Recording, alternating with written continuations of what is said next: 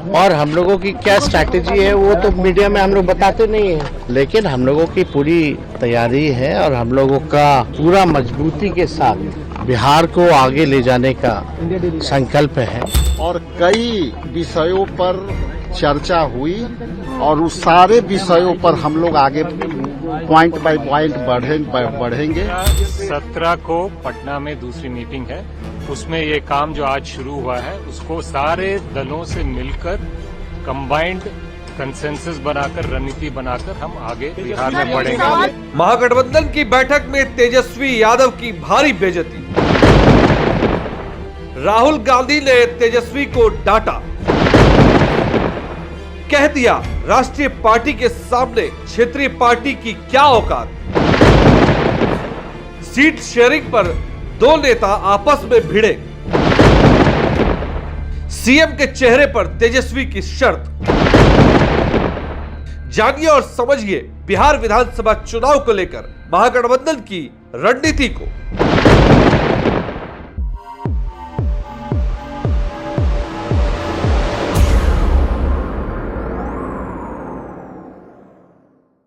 आज हम बात करेंगे बिहार को लेकर महागठबंधन की रणनीति, इसके बारे में आज चर्चा करेंगे।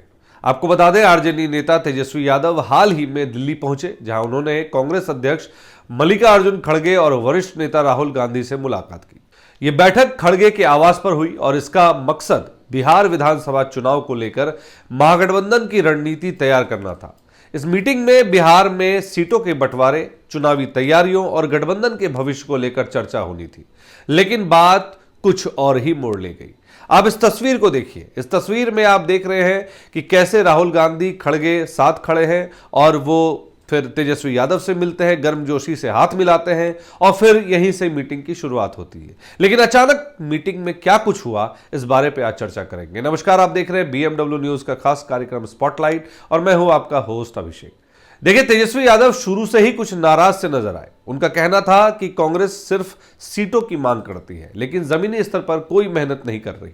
उन्होंने ये साफ शब्दों में कह दिया कि अगर कांग्रेस सोशल मीडिया के सहारे ही चुनाव लड़ना चाहती है तो आरजेडी अकेले ही काफी है। इस तीखी बात पर राहुल गांधी को भी गुस्सा आ गया। लाजमी है गुस्सा आना। उन्होंने तेजस्वी को बीच मीटिंग में डांटते हुए कहा कि इस तरह का रवैया ठीक नहीं है। ध्यान दीजिएगा मेरी बात पर। इस पूरी मीटिंग में तेजस्वी यादव पर राहुल गांधी चढ़ गए और बहुत तेज डांटा उन्होंने। यह सूत्रों के हवाले से खबर आ रही है। उन्होंने कहा कि इस तरह का रवैया ठीक नहीं है। राहुल ने आगे कहते हुए कहा कि गठबंधन में सभी दलों को इज्जत दी जानी चाहिए और अगर तेजस्वी इसी तरह का हुक्म चलाना चाहते हैं तो फिर गठबंधन में चलना मुश्किल हो जाएगा। यानी कि राहुल गांधी ने सीधा सीधा तेजस्वी यादव को चुप करा दिया और कह दिया कि भैया, अगर आप गठबंधन में गठबंधन के सहारे, गठबंधन की बातों को रखकर और सभी गठबंधन की जो और पार्टियां हैं उनके साथ चलना चाहते हैं तो अपनी बातों को रखना सीखिए। अगर इसमें आप अपनी चलाना चाहेंगे तो फिर आप यहां से जा सकते हैं। वो साफ साफ कह दिया उन्होंने। तेजस्वी और राहुल गांधी के बीच इस टकराव के बाद मीटिंग का माहौल और गर्म हो गया। वहां मौजूद 4 सीनियर नेताओं के बीच बहस शुरू हो गई। बहस इतनी बढ़ गई कि 2 नेता तो एक दूसरे पर चिल्लाने लगे और खड़े होकर झगड़ पड़े। माहौल पूरी तरह से तनावपूर्ण हो गया। मल्लिकार्जुन खड़गे ने माहौल शांत करने की कोशिश भी की, लेकिन तब तक बैठक की दिशा ही बदल चुकी थी।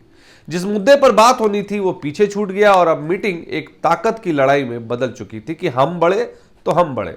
देखिए, अगर आपको याद होगा तो पिछले लोकसभा चुनाव में कांग्रेस पार्टी ने एक अच्छी कमबैक की और जहां आरजेडी ज्यादा सीटों पर चुनाव लड़ी और सीट नहीं निकाल पाई, वहीं कांग्रेस पार्टी ने अपने आप का कमबैक करते हुए बिहार में 4 सीटें लेकर आई और उन्होंने बता दिया कि वो वर्चस्व में है।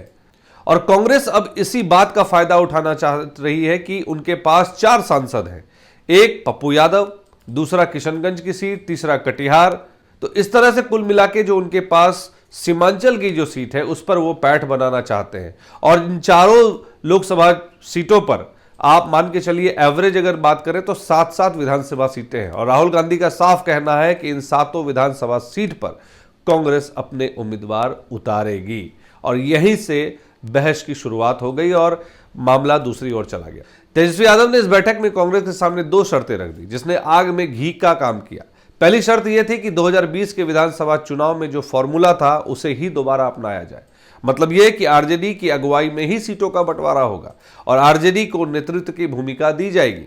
दूसरी शर्त यह थी कि कांग्रेस को यह स्पष्ट करना होगा कि उसके पास बिहार में असली जमीन कहां है, यानी कौन कौन सी सीटें हैं जहां कांग्रेस का वाकई जनाधार है। तो कांग्रेस ने अपनी बातें साफ कर दी कि भैया 4 जो सीटें हैं सीमांचल की, उन सीटों पर हमारे जो विधानसभा के चुनाव होंगे उन सारे विधानसभा सीटों पर कांग्रेस के ही उम्मीदवार होंगे, तो कांग्रेस के ही टिकट पे चुनाव लड़ेंगे। लेकिन तेजस्वी का कहना था कि बिना जमीन के सिर्फ बड़े बड़े दावे करने से गठबंधन नहीं चलता, जबकि राहुल गांधी उनके इन बातों से सहमत नहीं दिखे। कांग्रेस इन शर्तों को सुनकर भड़क गई।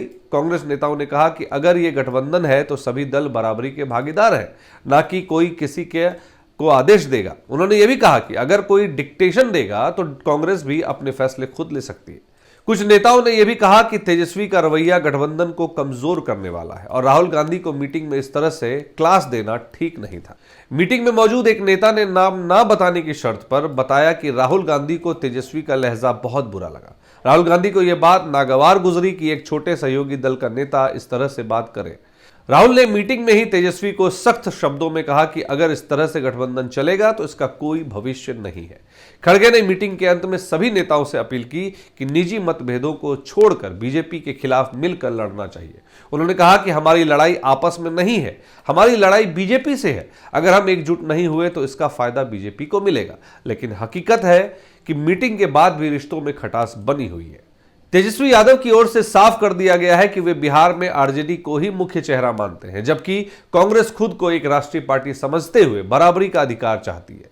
तेजस्वी का तर्क है कि बिहार में कांग्रेस की हालत बहुत खराब है और उनकी भूमिका सिर्फ बयानबाजी तक ही सीमित है। वहीं कांग्रेस का मानना है कि अगर वे राष्ट्रीय स्तर पर गठबंधन में साथ हैं तो राज्य स्तर पर भी उन्हें सम्मान मिलना चाहिए। इस मीटिंग में राहुल गांधी का जिस तरह से रुख रहा, देखिए सबसे समझने वाली बात है कि राहुल गांधी इन 4 सीटों को लेकर क्यों अपनी जिद पे अड़े हुए। उनका कहना है कि मुसलमान उसी को वोट करेगा जो भाजपा को हराएगा, और ऐसे में जहां पर 4 सीटें हैं कांग्रेस की, बिहार में जो 4 सीटें हैं वहां पर मुसलमानों की तादाद ज्यादा है और सीमांचल से कांग्रेस एक अच्छा आगाज कर सकती है। उनके यहाँ के जो नेता हैं, चाहे पप्पू यादव हो, तारिक अनवर हो, चाहे किशनगंज के आप सांसद को ले लीजिए, ये सभी लोग जमीनी स्तर पर उनकी पकड़ मजबूत है और वो चाहते हैं कि इन लोगों के थ्रू मुसलमानों के पे उनका अधिपत्य जमा रहे। जबकि अब का जो सिनेरियो, अभी हाल के सिनेरियो को अगर आप देखें तो आरजेडी से कई मुसलमान भी हट चुके हैं, खिसक चुके हैं। कई नेताओं ने उनकी पार्टियां छोड़ दी है। सबसे हालिया एग्जाम्पल अगर आप लेंगे तो अशफाक करीम का, जो बहुत टाइम से कटिहार से हैं, राज्यसभा सांसद भी रहे, लेकिन फिर भी उन्होंने उनका दामन छोड़ दिया, जबकि उनके साथ काफी लंबे अरसे तक आरजेडी में रहे। लालू यादव को अपना वो आइडियल मानते हैं, लेकिन फिर भी आज वो आरजेडी के साथ नहीं है, आज वो जदयू के साथ है। लेकिन सही मायनों में अगर बात करें तो जदयू की भी हालत मुसलमानों के नजर में अच्छी नहीं है। प्रशांत किशोर एक तरफ एक विकल्प के तौर पर मुसलमानों को नजर आ रहे हैं, वहीं कांग्रेस चाहती है कि इस मौका का फायदा उठाए और कांग्रेस के साथ जो मुसलमान खड़े हैं वो उन्हें साथ ले और आगे बढ़े और सीमांचल के जरिए बिहार में वो अपना अस्तित्व बचा सके। अब सवाल ये उठता है कि जब महागठबंधन के नेता आपस में ही एक मत नहीं है तो वे जनता को कैसे एक साथ ला पाएंगे। अंदरूनी झगड़ों ने गठबंधन की नींव को हिला दी है। जनता ये सब देख रही है और तय कर रही है कि कौन सच्चा नेता है और कौन सिर्फ कुर्सी की लड़ाई में जुटा है। फिलहाल बिहार की राजनीति में यह गठबंधन एक बड़ा चेहरा माना जाता है, लेकिन अगर इसी तरह से अंदरूनी कलह चलती रही तो चुनाव से पहले ही यह बिखर सकती है। अब देखना यह है कि आने वाले दिनों में इन दलों के बीच कोई समझौता होता है या फिर सियासत का यह मेलजोल चुनावी रणभूमि में अलग अलग रास्तों पर जाता है। जनता को उम्मीद है कि विपक्ष एकजुट होकर मजबूत विकल्प देगा, लेकिन नेताओं की आपसी लड़ाई कहीं इस उम्मीद को तो नहीं तोड़ रही। ये सवाल अब हर बिहारी के मन में है। आप इस खबर को, आप इस विश्लेषण को कैसे देखते हैं? आपके जवाब कमेंट के माध्यम से हम तक जरूर साझा करें। आपको बता दें, इस स्क्रिप्ट को लिखने के पीछे हमारी स्क्रिप्ट राइटर कनिका का हाथ है, जिन्होंने इस स्क्रिप्ट को बखूबी तैयार किया। आपको यह खबर अच्छी लगी हो तो इस खबर को लाइक करें, शेयर करें और चैनल को सब्सक्राइब करना ना भूलें। धन्यवाद। सूर्या हॉस्टल, एक बार अपने बच्चे को जरूर भेजें। सीमांचल का सर्वश्रेष्ठ हॉस्टल, 4ठी कक्षा से 10वीं तक, कोचिंग एवं ट्यूशन निःशुल्क, बेहतरीन और हर सुविधा से लबरेज। हमारा पता है दलन कटिहार। संपर्क करें 7903464641 पर। हमारा वीडियो अगर आपको अच्छा लगा हो तो आप हमारे वीडियो को लाइक करें, शेयर करें और हमारे चैनल को सब्सक्राइब जरूर करें।